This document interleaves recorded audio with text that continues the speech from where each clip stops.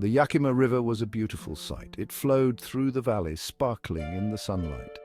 But for young William O. Douglas, it held a dark secret, a secret that would haunt him for years to come. It was the memory of a terrifying experience, an experience that would give birth to a deep-seated fear. William had been playing in the shallows with his father. Suddenly, a wave knocked him off his feet. He was swept away by the current, tumbling in the water. He gasped for breath as the river tossed him around. He felt himself sinking, the water closing over his head. He was lucky that day. A larger wave tossed him back towards the shore. His father was there to pull him out, shaken but alive. But the experience left an indelible mark on young William's psyche. It planted the seed of fear, a fear that would grow with time, a fear of the water. This wasn't just a passing fright, this was a terror that seeped into his bones. The river, once a place of joy, became a symbol of dread. The memory of that day a recurring nightmare. William was left with a profound fear of water, a fear we call aquaphobia. Years passed, William grew older, but the fear of water remained a constant companion. It followed him everywhere, limiting his life. Then came the incident at the YMCA pool, an incident that would push his fear to its limits and set him on a new path. The YMCA pool was a popular spot. Kids would splash around, laughing and playing, but for William it was a source of anxiety. He had decided to learn how to swim. He thought it would be a good way to conquer his fear, but he was wrong. One day, a group of older boys tossed him into the deep end. He panicked, he thrashed and kicked, desperate for air. But the more he struggled, the faster he sank. He could feel the water closing in around him, cold and suffocating. He went down, down, down. The light from above faded. The sounds of the pool were gone. There was only the water pressing in on him from all sides. He was drowning. Then everything went black. He woke up coughing, water streaming from his nose and mouth. He was lying on the side of the pool, gasping for air. The lifeguard was there, looking down at him with a mixture of concern and annoyance. William had survived, but his fear had only intensified.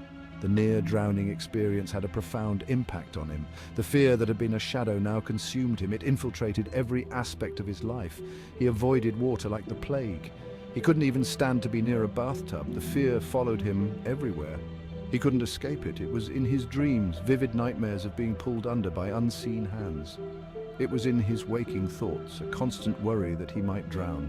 He was trapped, a prisoner of his own fear.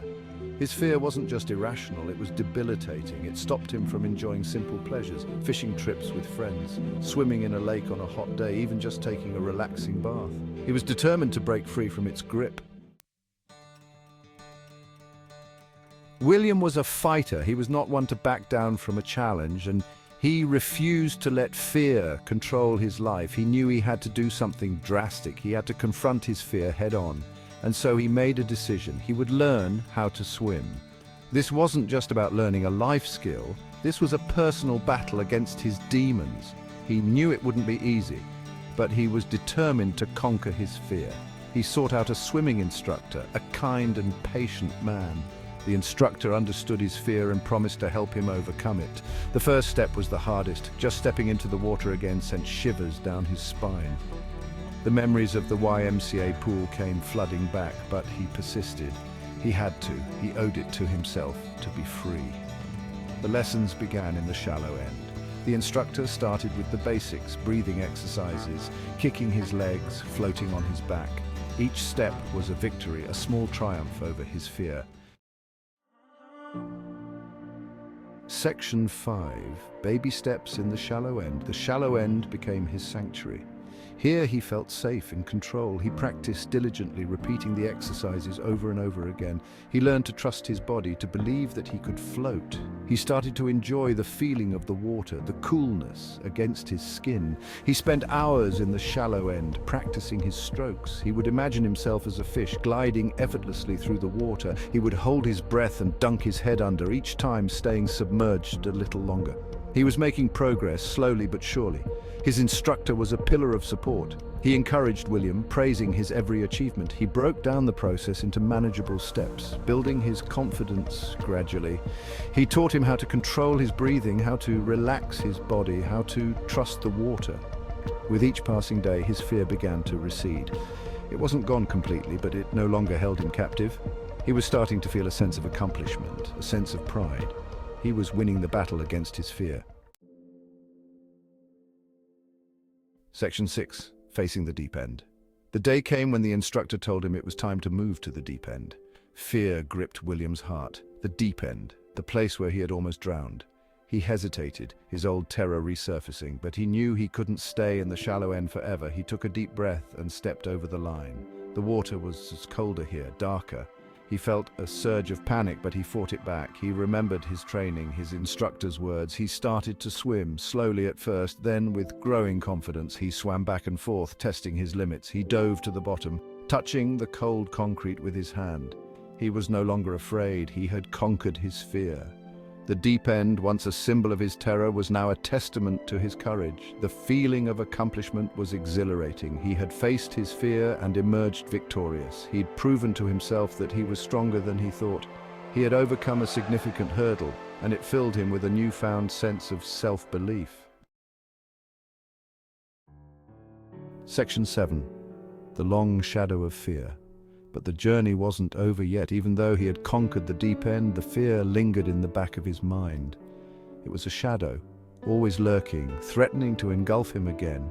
He knew he had to confront it in all its forms, not just in the controlled environment of a pool. He started venturing out into open water.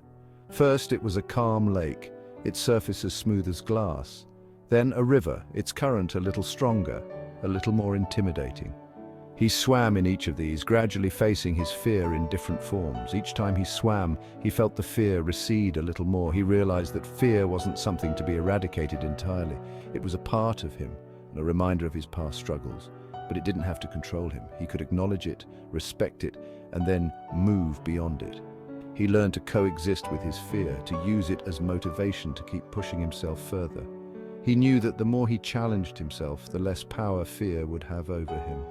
He embraced the challenge, for he knew that true courage wasn't the absence of fear, but the triumph over it. Section 8. Triumph over terror. Finally, he returned to the place where it all began, the Yakima River.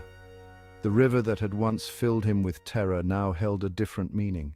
It represented the final hurdle in his journey, the ultimate test of his courage. He stood at the riverbank, the water rushing past, his heart pounded in his chest. The memories of that day, the day he almost drowned, flashed before his eyes. But this time there was no panic, no overwhelming fear. There was just a quiet determination. He took a deep breath and stepped into the current. The water was cold, swirling around his legs. He started to swim, fighting against the current, pushing himself to his limits.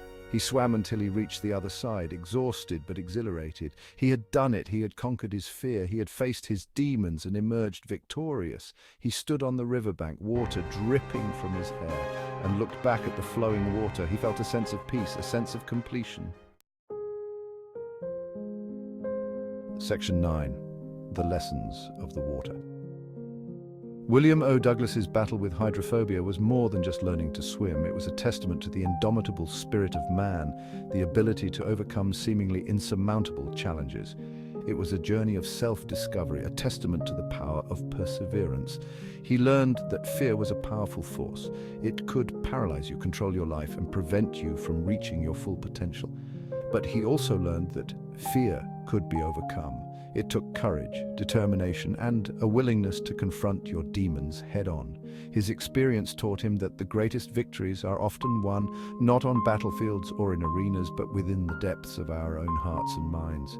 It's in these internal struggles, these battles against our deepest fears, that we discover our true strength and resilience. His story is an inspiration to us all. It teaches us that we are capable of overcoming any obstacle, no matter how daunting.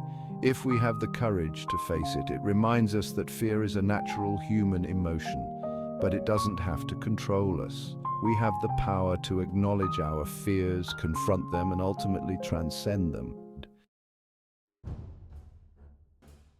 Section 10. Beyond Fear, Freedom.